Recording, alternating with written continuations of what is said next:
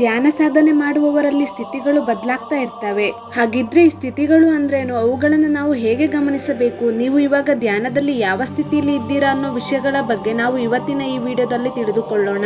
ನಾವು ಅದೆಷ್ಟೋ ಕಾರಣಗಳಿಂದ ಧ್ಯಾನವನ್ನು ಆರಂಭಿಸ್ತಾ ಇರ್ತೀವಿ, ಅಂದ್ರೆ ಶಾರೀರಿಕ ಆರೋಗ್ಯಕ್ಕಾಗಿ, ಮಾನಸಿಕ ಶಾಂತಿಗೋಸ್ಕರ, ಇಲ್ಲಾಂದ್ರೆ ಆಧ್ಯಾತ್ಮದಲ್ಲಿ ಉನ್ನತವಾದ ಸ್ಥಿತಿಯನ್ನ ಪಡೆದುಕೊಳ್ಳೋಕೆ ನಾವು ಧ್ಯಾನವನ್ನು ಆರಂಭಿಸ್ತೀವಿ. ಹೀಗೆ ನಾವು ಧ್ಯಾನವನ್ನು ಆರಂಭಿಸಿದಾಗ ನಮ್ಮಲ್ಲಿ ಕೆಲವು ಬದಲಾವಣೆಗಳು, ಕೆಲವು ಸ್ಥಿತಿಗಳು ಏರ್ಪಡುತ್ತವೆ.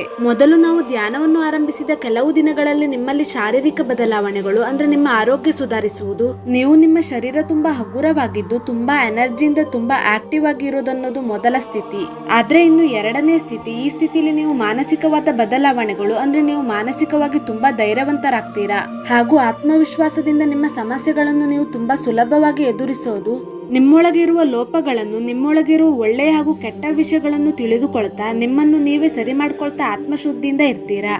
ಇನ್ನು ಮೂರನೇ ಸ್ಥಿತಿ, ಈ ಸ್ಥಿತಿಯಲ್ಲಿ ನಿಮಗೆ ಪ್ರಾಪಂಚಿಕವಾದ ಆಲೋಚನೆಗಳು ಕಡಿಮೆ ಆಗ್ತಾ ಬರ್ತವೆ.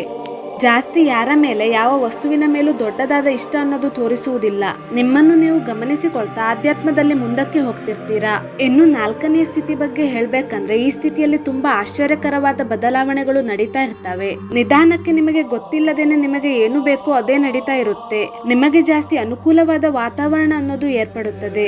ಇನ್ನು ಐದನೆಯ ಸ್ಥಿತಿಯ ಬಗ್ಗೆ ಹೇಳ್ಬೇಕಂದ್ರೆ, ಈ ಸ್ಥಿತಿ ದೈವತ್ವದ ಕಡೆ ಸೇರೋದಿಕ್ಕೆ ಆರಂಭವಾಗುವ ಸ್ಥಿತಿ. ಈ ಸ್ಥಿತಿಯಲ್ಲಿ ಧ್ಯಾನ ಸಾಧನೆ ಮಾಡುವಾಗ ಮೈಂಡ್ ಎಲ್ಲ ಎಂಪ್ಟಿ ಆಗಿ ಬದಲಾಗುತ್ತೆ. ಅಂದ್ರೆ ನಿಮ್ಮಲ್ಲಿ ಶೂನ್ಯ ಸ್ಥಿತಿ ಆರಂಭವಾಗುತ್ತೆ. ನೀವು ಸ್ವಲ್ಪ ಸ್ವಲ್ಪವಾಗಿ ಪೂರ್ತಿಯಾಗಿ ಶೂನ್ಯ ಸ್ಥಿತಿಯಲ್ಲಿ ಅನುಭೂತಿಯನ್ನು ಹೊಂದಲು ಆರಂಭಿಸ್ತೀರಾ.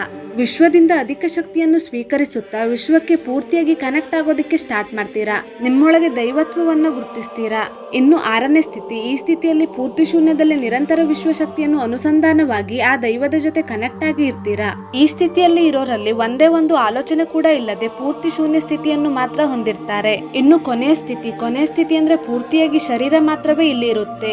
ಆತ್ಮ ಮಾತ್ರ ಎಷ್ಟೋ ಲೋಕಗಳಲ್ಲಿ ಸಂಚರಿಸುತ್ತಾ ಅದೆಷ್ಟೋ ಜ್ಞಾನವನ್ನು ಪಡೆದುಕೊಳ್ತಾ ಅನಂತವಾದ ಶಕ್ತಿಯನ್ನು ತುಂಬಿಸಿಕೊಳ್ತಾ ದೈವತ್ವದಲ್ಲಿ ಒಂದಾಗಿ ಇರುತ್ತದೆ. ಹೀಗೆ ದೈವತ್ವದ ಜೊತೆ ಒಂದಾಗಿ ಇರ್ತಾ ಈ ಜನ್ಮವನ್ನು ಕೊನೆಯ ಜನ್ಮವಾಗಿ ಮಾಡಿಕೊಳ್ಳೋಕೆ ಸಿದ್ಧವಾಗಿ ಇರ್ತಾರೆ.